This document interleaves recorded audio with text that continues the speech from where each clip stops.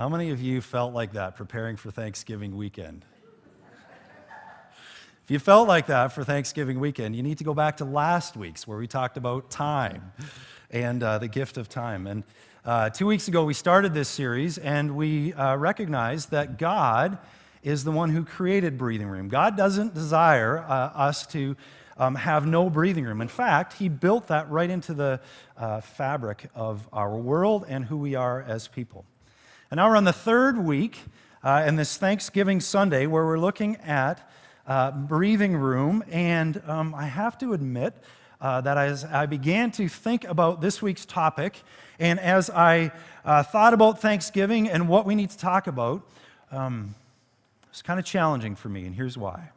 So I sat down Monday morning to kind of put thoughts together, and as I will often do, I clicked over to CBC to see what was going on in the world.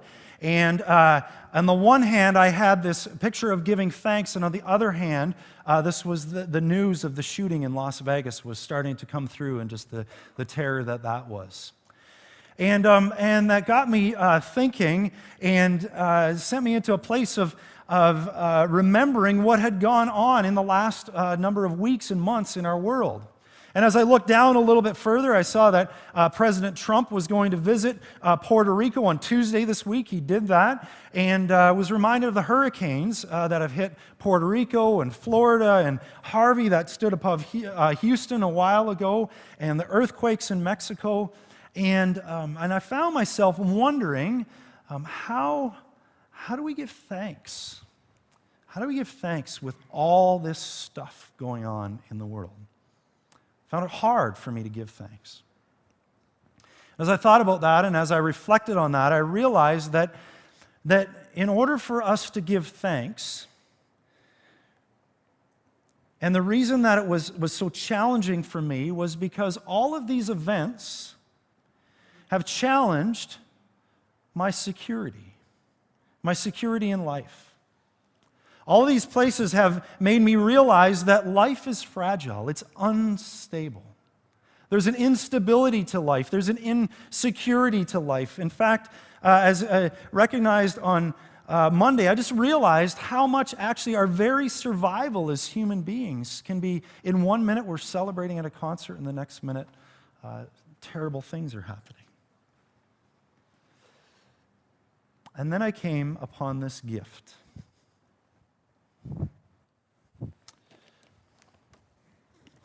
This gift, which is a foolproof guarantee to increase the security that we feel in life, to make our lives more stable, and to engage, to allow us to live life more fully, and even to be sure of our survival. 100% guarantee. This gift, when used in the way that God desires, will bring that. But I can't open it. At least not yet. I am going to open it, but first we need to have a conversation. And what we need to talk about is our money.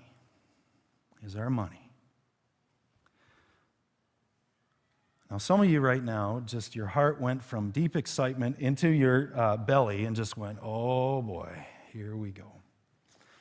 I'm going to ask you for about 20 minutes of your life. As we engage our money, as we engage those things, the financial realities of our lives, as we talk about that, because in order for us to truly be able to receive this gift, we need to have just kind of a foundational conversation about money. And here's why. Because the last couple of weeks we have talked about, and we have put this sentence up here, and we have been honest about the fact that all of us think that life is better when there's room to breathe. There's not one of us that would think that life is better when we have room to breathe in terms of our time and our money and our relationships. But many, if not most of us, live in such a way that we show that we don't believe that. We don't believe that. So we think that life is better when there's room to breathe, but we don't believe that. And here's why we need to talk about money. Because as soon as I mentioned the word money, some of you felt your heart drop into your belly because you walked into this place and you've been defeated by your money. If you walked in here today and you're swimming under a mountain of debt, maybe you saw the credit cards piling up in that video and just went, oh, that's me. One way to describe what's going on is you've been defeated by your money.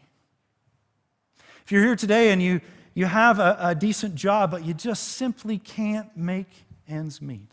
Maybe you're part of that growing part of society that we call the working poor. One way to describe what's going on is you've been defeated by your money. If you're living paycheck to paycheck, and you know that if you lost your job, that house of cards would come tumbling down. Simply put, if you're here today and you find yourself worrying about money, one way to describe that is that you've been defeated by your money. What I want to just name here is that your money has become a source of instability. It's become a source of insecurity. And you may be even worrying about your very survival. To use the definition of breathing room that we've talked about the last couple of weeks, when you look at the current pace of your life, how much you are spending, and the limits, how much you have coming in, or how much you are spending is lower than the limit.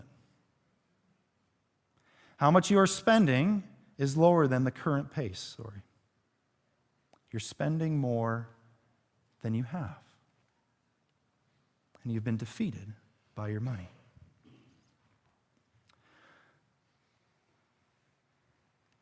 Now, some of you have not been defeated by your money, but land in a different camp. Some of you have walked in here today, and one way to describe what's going on in your life is that you are defined by your money. Your money actually is your source of stability, your source of security. You're trusting in your money for your very survival. So if you're here today and you've worked real hard and you've paid off your debts and you got a nice pension or you're independently wealthy, if you're in this place of going, you know what? I have nothing to worry about. Could be in this place of being defined by your money.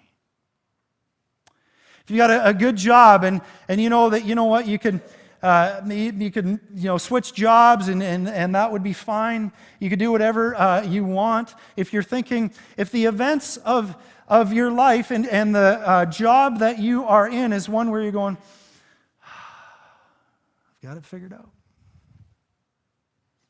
You may be defined by your money. And if the events of this week caused you to move into a place of deep anxiety, it might be because that being defined by your money got unearthed. Because it doesn't matter how much money the folks had in Houston or Puerto Rico or in Mexico, when earthquakes and hurricanes and bullets start raining down, it doesn't matter how much money we have. It won't protect us. You see, even if we're defined by our money, initially that can seem like a source of stability and security, and it can help us with our survival, but eventually it too moves into a place of insecurity and instability. And our survival is challenged. Even if the space between our current pace, what we are spending, and the limits is like this, even if we're not spending as much as we have, our money can still be a source of insecurity, of instability, and a challenge to our survival. The question I want to ask today is, where does our real security and stability come from? You see, here's the truth about your money. Your money can actually enslave you. Whether you have lots of it or whether you have little. Whether you are here today and you're just under the weight of debts and you're just utterly defeated by your money, or whether you're way over here and you're independently wealthy, or whether you're somewhere in between, money can enslave us. Can enslave us.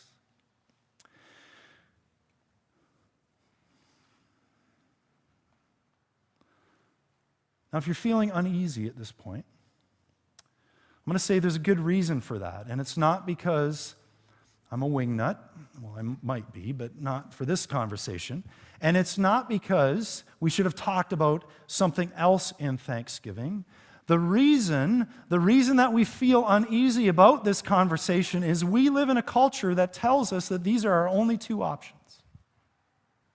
If you are defeated by your money, what you need to do is you need to get it. You need to get more money. You need to figure it out. And if you are defined by your money, you need to keep it. We live in a culture that says, in terms of our money, either get it or keep it. One of two camps. One of two camps. As we saw last week, one of the biggest questions that all of us seek to answer as we walk through our lives is, who am I? Who am I? When we're knee-high to a grasshopper and we start to just think about life and we wonder who we are. When we move into our teenage years, it's all about, who am I? When we move into our 20s and we're finding occupations and maybe life partners, who am I? 30s, 40s, up until our 80s and 90s, we move into retirement homes. The folks that I visit at Garden View still wondering, who am I? Who am I? And one of the myths that our culture would like us to believe is this: that the answer to that question, who am I, is I am what I have. I am what I have. If you don't have it, get it. If you have it, keep it. I am what I have. These are the two answers to the security and stability conversations that we all face, and many of us came face to face with in this coming week. And so many of us have become defeated by our money. Unfortunately, the reality is that when there is no breathing room with our money, when our current pace, when we are spending more than we have, we become slaves. We become slaves to the financial obligations and pressures that face our lives. The bills and the debts that we have become our masters. Visa, MasterCard, American Express, they are the ones that we serve. It is our debts that tell us what we can or we cannot do. And this deeply impacts our everyday lives on a number of levels. Financially, we can't fund our dreams. Last week I shared with you that the number one thing that the regret people have on their deathbed is that they didn't have the courage to live out their dreams. If we have been defeated by our money, we can't fund those dreams. We can't do that. Emotionally, we're worried, we're stressed, we're wondering, do I get a better job? Do I put in more hours? That takes away the challenge of our time and our breathing space. And relationally, you talk to any counselor, and money problems equals relationship problems. Not to mention the one another commands that Jesus has for us. And this is why Jesus comes to us today and says this. He is not giving a moral statement of judgment on us. He's simply telling us what life is all about. He's clarifying for us. He's saying, no one can serve two masters. He says, either you will hate the one, love the other, be devoted to the one, despise the other. And then he clarifies for us those two masters. You cannot serve both God and money. There's two masters. Now sometimes it's my job as a pastor to stand up here and to explain really complicated scriptures to you, and there's historical pieces, and give the context. I don't have to do that today. If you're here today and you've been defeated by your money, if you look within yourself, you know what Jesus is talking about. If you are ruled by your money will eventually rule you. And the same is true for those of us who have become defined by our money. Exact same thing. Even when we have breathing room, even when what we have is a lot less than what we are spending, we can become slaves to that self-sufficiency. With our money becoming that source of stability. It's our savings and our pension that tells us what we can or we can't do, not our debts. It's our RSP that is now our master instead of our credit cards. It affects us on the same three levels. It's not that we can't fund our dreams, but it's now that we won't because we're scared. Because we're scared. When earthquakes and hurricanes and shootings go on in the world, it affects us deeply because our source of stability and security is gone. And the love one another commands from Jesus become incredibly difficult.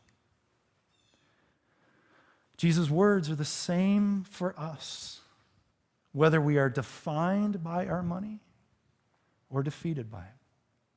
You can't serve two masters. If you are ruled by your money, Jesus says, your money will eventually rule you. And so the question then is, what do we do about this? What do we do? How can we live differently? Whether we are Christians or maybe here you're today and you're just kind of exploring and wondering and you're going, yeah, I'm defined by my money or I'm defeated. What can we do about this? And as Christians, we often will use the term, well, we do what Jesus did, or we live like Jesus did. And so what did Jesus do when he faced this exact same challenge? Right at the beginning of Jesus' ministry, he goes and he's baptized, and God says some amazing words of comfort to him. Then he heads out into the desert, 40 days. It's a time of learning. And then the tempter, the devil, the tempter comes and challenges him with the three myths that we're looking at. One of those, which is that myth, is I am what I have. The devil comes to Jesus and he takes him and he reveals to him all of the kingdoms of the world in a moment of time. Yesterday I was watching the movie Beauty and the Beast with Ellie and Deborah. And there's a point in the movie where the beast gives this mirror and says, you can look in there and you can see anything that you want. That's really what the devil does. He gives Jesus this mirror and says, here, look, all the kingdoms of the world. And Jesus knew his express purpose. His mission was to bring hope and healing into the world. That's what he desired to do. So he sees all these kingdoms and he sees the pain. And maybe he even saw through history to Monday all those people screaming and running and just going, this is not the way it's supposed to be. I bet you his heart broke. And then the tempter says this. The tempter says, I will give you the glory of these kingdoms and I will give you authority over them. because they are mine to give to anyone that I please. Jesus is looking at that, desiring what is good for the people, and the tempter comes along and says, you can have it. You can have it all. I'll give you the power over that. I'll give you authority. The people will worship you. They'll come to you to figure out what is going on, but there's a catch. There's a catch. I'll give it all to you if you will worship me.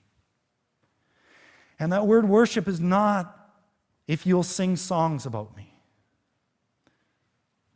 This is a money term. I will give it all to you if you will be in my debt.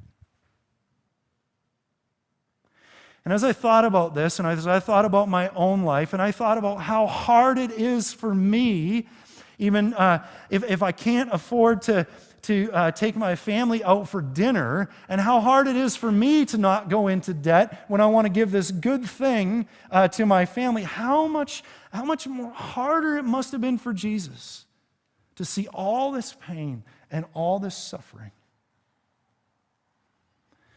Friend, no. For Jesus says, no, I'm not going to do that. Because Jesus knows the truth. And that is, when we allow something to rule over us, it eventually rules us. He says, no, you must worship the Lord your God and serve him only. Same words from the Luke text. And again, it's not about singing songs, and even as great as that is, it's not the worship that Jesus is talking about.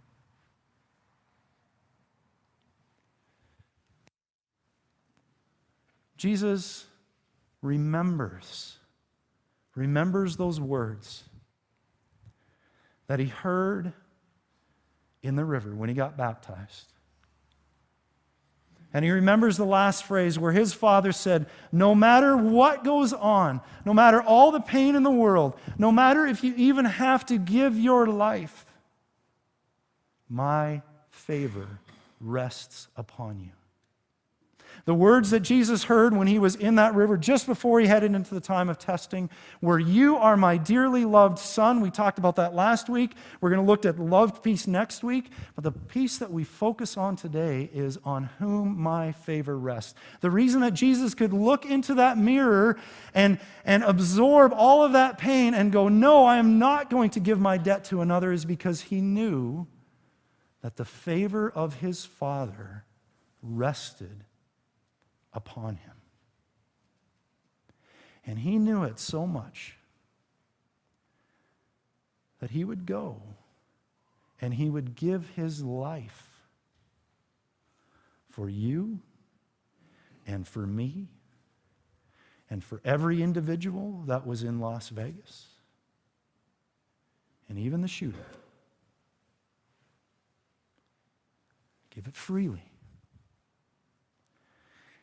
And starting in October, we're going to spend 6 weeks. On the 22nd of October, we're going to spend 6 weeks diving into the impractical implications of what that means in our lives. But having looked at being defeated and defined by our money, I can now open this gift.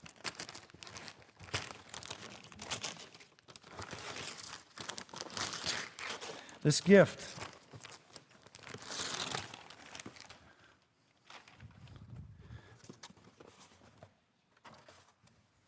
not a pair of shoes.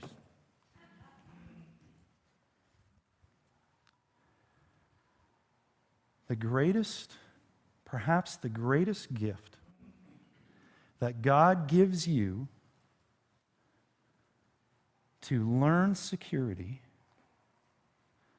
and to learn stability is your money. Is your money. If you are defeated here today, your money may be the very opportunity that God is giving you to learn to trust him. If you're here today and you think you've been defeated by your money, There's another word for you. James chapter 1. Believers who are poor. Those of you who have been defeated by your money have something to boast about, for God has honored you. How does that work? You have an opportunity to take this money that God has given to you, that money that maybe you're up to your eyeballs in debt or you've been utterly defeated, and you have an opportunity that those of us who might be defined by our money don't have. God has honored you. He's given you this opportunity today to go, trust me. Now, here's what it's going to take. It's going to take you to believe that those words that were spoken to Jesus are also spoken to you. Spoken to you, you are my son, you are my daughter, on whom my favor rests. To dare to believe that even though there may be a mountain of debt and there may be all kinds of financial challenges and issues, that God's favor rests upon you, that there is a way out. To believe that. That's the first step. And the second step is to then set a goal. To set a breathing room goal. If you're here and you've been defeated by your money, here's just a simple goal that you can take with you. You can decide for you. Give 10, save 10, spend the rest. Give 10, save 10, spend the rest. It's a goal. Doesn't mean you have to be here today. Doesn't mean you have to be here next week. Doesn't mean you have to be here in a year. Set a goal. Set a goal. And then, and here's something everybody can do, you're going to need to spy on your money. It's become a master for you. It's enslaved you. And so what you're going to do is you need to become a detective. And you need to look and you need to see where that money is going. And then to move into a place and move into a time of committing to simply spend what you have. 4 steps. Decide. Set a goal. Spy on your money.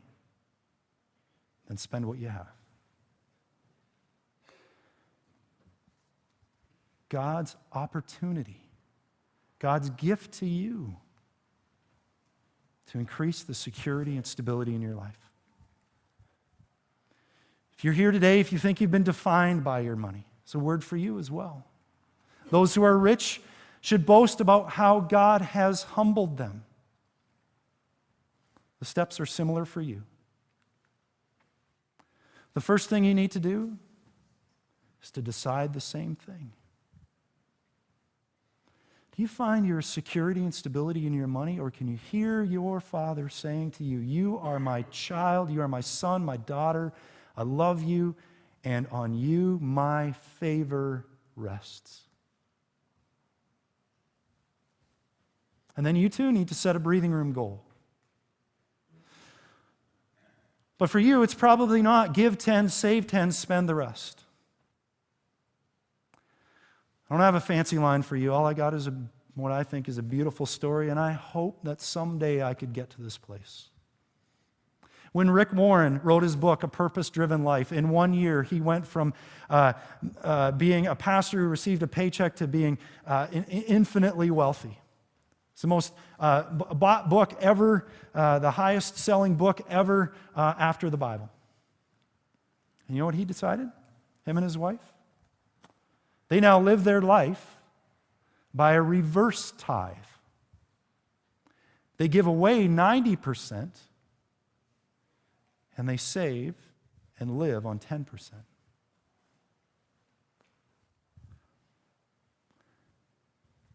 And some of you here know what this is like. Some of you here are these type of givers. Some of you have stopped spying on your money. You become these extravagant givers. You spend what you need and then you give away the rest. You're a third group. You're those who have been delivered from, not defeated by, not defined by, but delivered from. And if you are in that group, I'm going to challenge you to tell your story. Because the rest of us, we need to know that this is possible. So with that, I want to close by just sharing where I'm at and how this is working itself out in my own life, and then we're going to be invited to sing. So it was about May, June of this year. I don't remember exactly what it was, but I remember what day it was, and I remember what evening. And it was Tuesday evening, and Deborah and I were sitting down in the basement when we became abundantly aware that over the last couple of months, we had our current pace of spending, and the current limit of what we had was like this. And I can tell you that that was not a pleasant time. It was not a fun time. And in that moment, we needed to decide, was this going to define us? Or are we going to live into that space? We didn't use this language of we are God's beloved children upon whom his favor rests, but I'm guessing that if we would have remembered that, the conversation may have gone a little smoother than it did. But we looked. And we engaged and we said, okay, what are our goals? And we looked at the amount that we give and we said, you know what, that we're happy with that, and we don't want to change that. And what we're saving, you know, that's good too. And we recognized that it was that what we spend, the 80%. We're spending 100% instead of the 80%. So we set a goal. We said we want to spend what we have. So then we did some detective work. We pulled out the bank statements. We did some work and we looked at, okay, what are the fixed expenses, things that will happen every month? And then we came up with a number. A number for us to spend every week. Things like groceries and gas, kids' sports. And I got to tell you, that number seemed awfully low. Seemed awfully low. But I can tell you since May and June, since we've started doing that, most weeks we've been able to make that number. And here is the amazing piece. Here is why I believe my money and your money is God's greatest gift. The last 2 weeks have been, we've just had a bunch of other expenses, things come along, we need to buy some things for swimming. I'm playing hockey again, and so need to pay for that. And last week, we had Soup Sunday. And one of you came up to us after and said, would you like to take some soup home with you? And supper on Sunday and Monday was provided for us.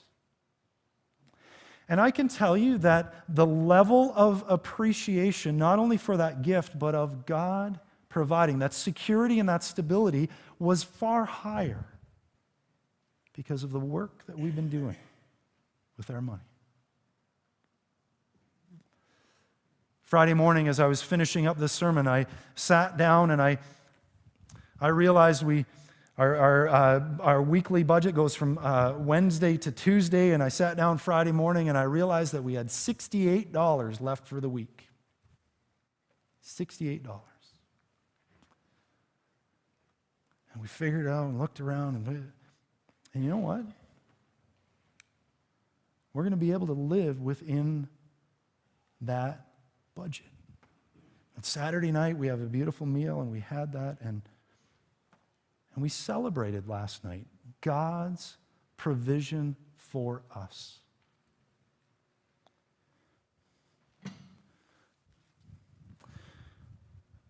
Friends, on your Thanksgiving weekend,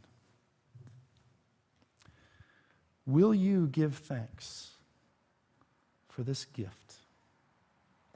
And even if you're in the midst of the eye of the storm, if our worship team wants to come up and prepare to lead us, even if you're in the midst of the eye of the storm?